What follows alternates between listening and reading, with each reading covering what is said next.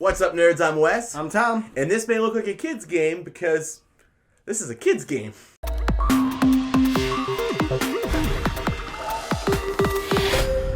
So SOS Dino comes from Loki Games, which is ILO's imprint for kids games and kind of the 7 and up range. They wanted to say, hey, you like these games?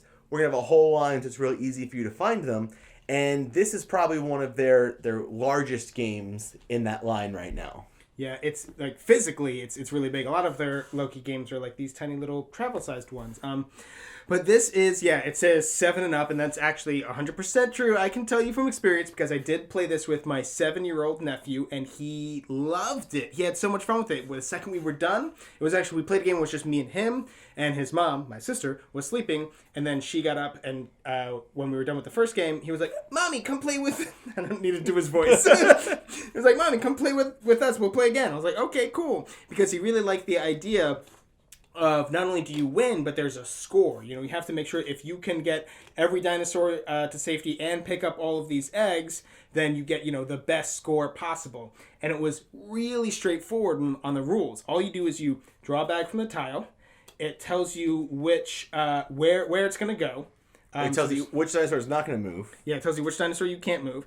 And it's the lava flowing. So there's purple flowers on that one, so it's going to start flowing out of here. Yep. You do have some decisions of which direction you want the lava to flow. Mm-hmm. And it also gives you an action. Hey, this one says you can move a dinosaur. You can pick any dino you want except for the one it tells you can't pick, and you move them 1 space or 2 spaces or whatever the thing says. Or it might say that you draw another tile.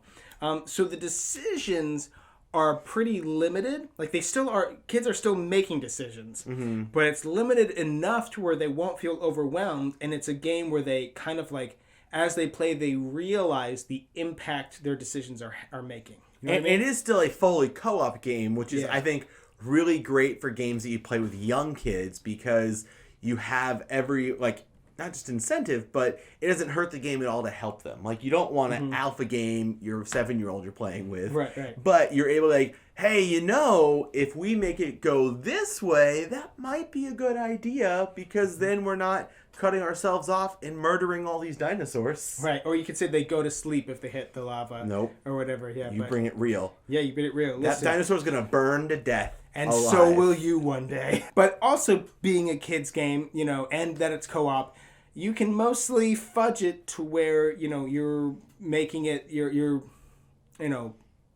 as difficult or as not difficult as you want it to be for the kids. Like, I drew once and it was like a meteor that was going to hit somebody.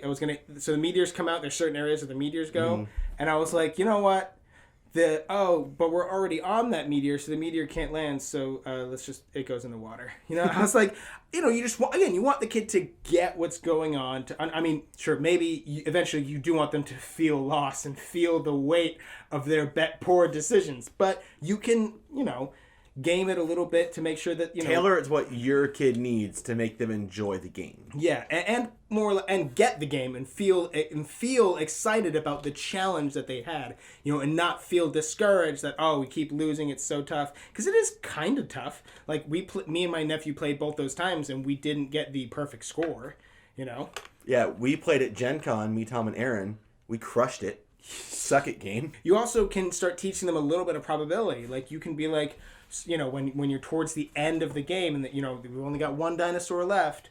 Well, hey, just so you know, it's 1, 2, 3, 4, 5 spaces away. Do we even have 5 turns left in the bag? Oh, okay, that's kind of like a turn counter for the game too. Ooh, good to know. Like they kind of see how the mechanics work and what causes other things to happen. You know what I mean?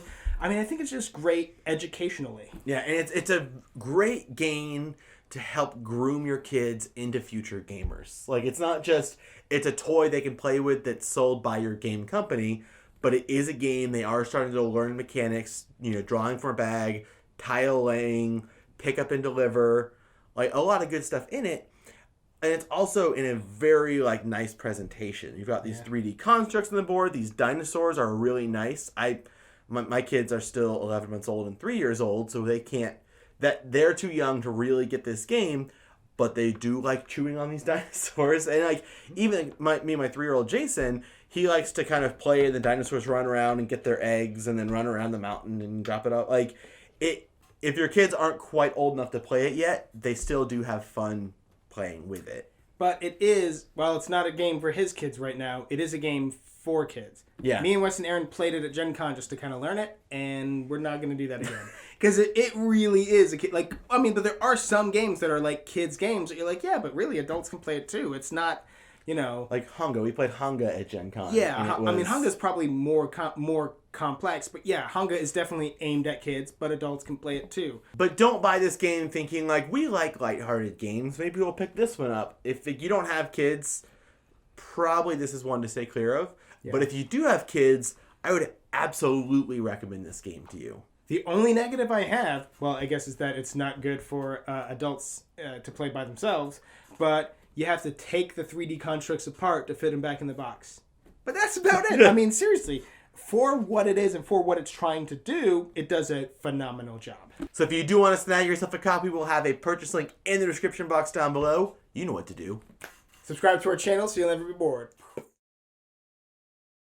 Yeah, and if you want to pick up a copy of it, we'll have a purchase link in the description box down below. Go ahead and snag a copy for your kids. Christmas is right around the corner. And while you're down there, don't forget to subscribe to our channel so you'll never be bored. Do you want to say that again? 'Cause yeah, if we don't edit it. Yeah. Yeah.